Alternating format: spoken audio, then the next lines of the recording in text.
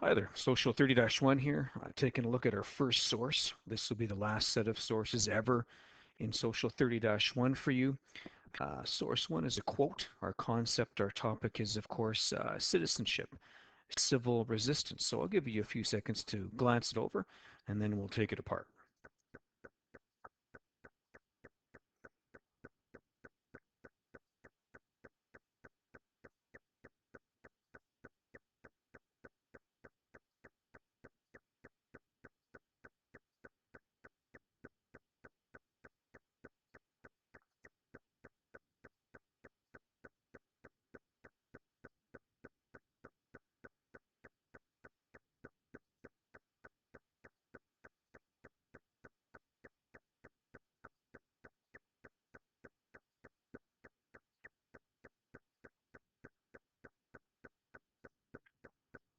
Okay, that's what leaps out to me. So the writer, uh, Eric Chenoweth, is basically saying that civil resistance campaigns that remain peaceful, that remain non-violent, are more likely to bring about long-term change. In other words, democratization. So resistance that remains peaceful is more likely to bring about democratization than compared with the ones that become violent. A coup, a revolution, revolt, even just a plain old violent protest can derail political reform and democratization for reasons that we've already talked about. And you might talk about that now too. This is where I would inject the knowledge that you should have just learned um, on the lecture I gave on Citizenship in Action Part 2. You're going to talk about at this point why the nonviolent one is more successful. It's because ones that remain nonviolent get more public sympathy. Um, and even though, the moderates didn't go to the street and protest physically, because the protests remain nonviolent, those moderates will support it when they vote. They will support that political reform, and most people in life are moderates. And that's one of the first things I taught you in school this year was that yes, there are fringes. There are people that are very radical, that are very uh, anarchic, and that's fine.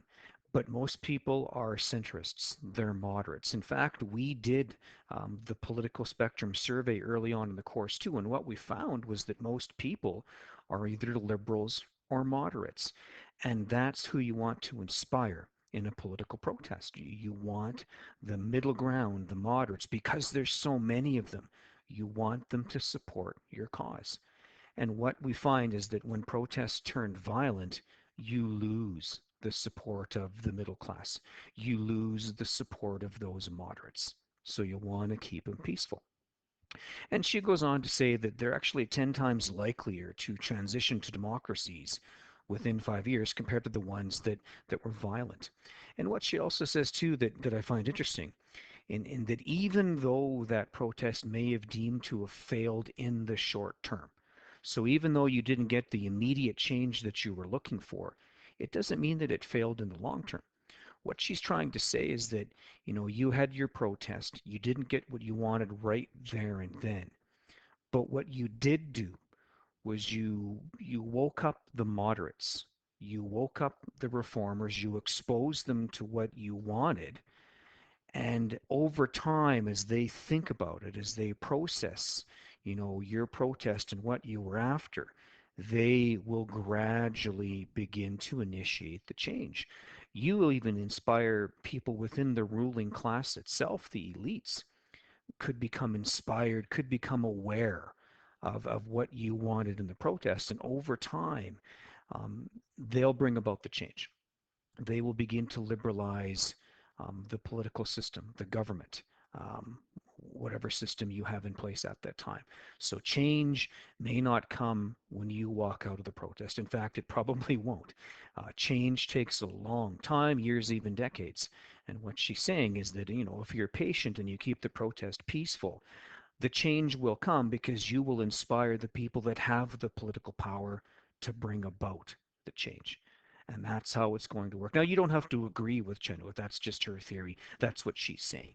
In terms of your links, well, any protest is probably reacting to a government that has gone beyond the rule of law. So once the government has put itself above the rule of law, and this would happen all the time in a dictatorship and an authoritarian regime, but even in a democracy, if the government goes above the rule of law, that's when you're going to get protest, because when you go above the rule of law as a government, people lose rights and freedoms.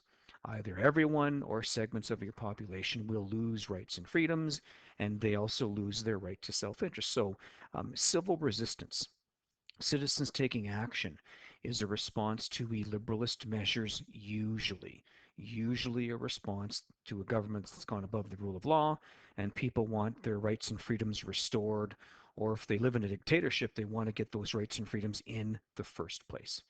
In terms of perspective, you get someone here who is embracing and supporting liberalism. For sure, they're not rejecting. I'm not even sure that I see a challenge to liberalism. Here is someone who's advocating for liberalism. They're just giving you advice on how to go about getting it. So that's our first source under this topic. We'll look at one more source that is a text and then a photograph. And I guess that'll wrap up your career in terms of interpreting sources in social studies. Thanks for listening.